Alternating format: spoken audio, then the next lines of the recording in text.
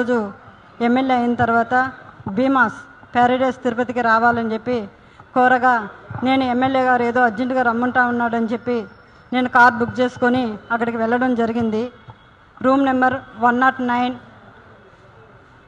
July 6వ తారీఖు రోజు నేను అక్కడికి వెళ్ళడం జరిగింది. అక్కడ ఎవరూ లేదు, ప్రశాంతంగా ఉండింది. ఎమ్మెల్యే గారు మాత్రమే రూమ్లో ఉన్నారు.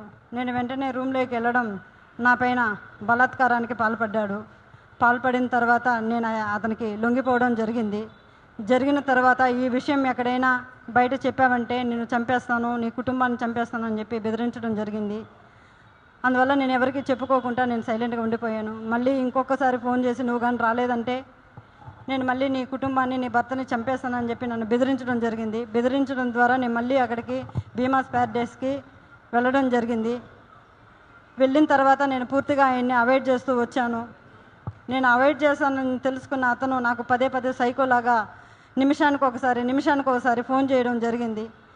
అది గుర్తించిన నా భర్త, ఎమ్మెల్యే నీకు ఎందుకైతే ఇన్నిసార్లు కాల్ చేస్తున్నాడని చెప్పి నా మొబైల్ ఇంచేసి నన్ను కొట్టడం, నన్ను బెదిరించడం చాలా చేశాడు. చేసిన తర్వాత నేను ఆ బాధను భరించలేకుండా నాకు జరిగిన బాధని నేను ఆయనతో వివరించడం జరిగింది. వివరించినప్పుడు నా భర్త ఇలానే నీకే జరిగిందా, చాలామందికి జరిగిందా అన్నప్పుడు చాలా మహిళలు, గవర్నమెంట్ ఎంప్లాయీస్ కూడా ఉన్నారు ఇందులో, మహిళలు చాలామంది బలైపోతున్నారు నేను చెప్పినప్పుడు ఆయన సూచించాడు నన్ను ఈ చాలామంది మహిళల్ని కాపాడుకొని మనం బ్రతకాలి, మనం కాపాడుకోవాలని చెప్పి ఆయన నాకు ఒక పెన్ కెమెరాని అరేంజ్ చేసి ఇవ్వడం జరిగింది.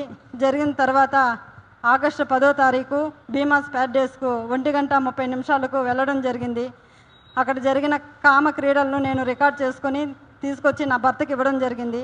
అటు తర్వాత నేను మంగళగిరి పార్టీ ఆఫీస్ గారికి, పెద్దబాబు గారికి, చిన్నబాబు గారికి ఇద్దరికి నేను తెలియజేయడం జరిగింది. వాళ్ళ ద్వారా మాకు పిలుపు వస్తుందని ఇన్ని రోజులు వెయిట్ చేశాము. తర్వాత ఈ విషయం ఆయన తెలుసుకొని నన్ను బ్లాక్మెయిల్కి గురి చేయడము, మా ఇంటి చుట్టూ 4-5 మందిని పంపించి నన్ను వెతకడం చేస్తున్నాడు. నాకు ప్రాణహాని ఉంది, ప్రాణ భయంతో నేను ఇక్కడికి రావడం జరిగింది. అంతేకాకుండా ఇలాంటి చీడ పురుగులు తెలుగుదేశం పార్టీలో ఉన్న రోజులు తెలుగుదేశం పార్టీకి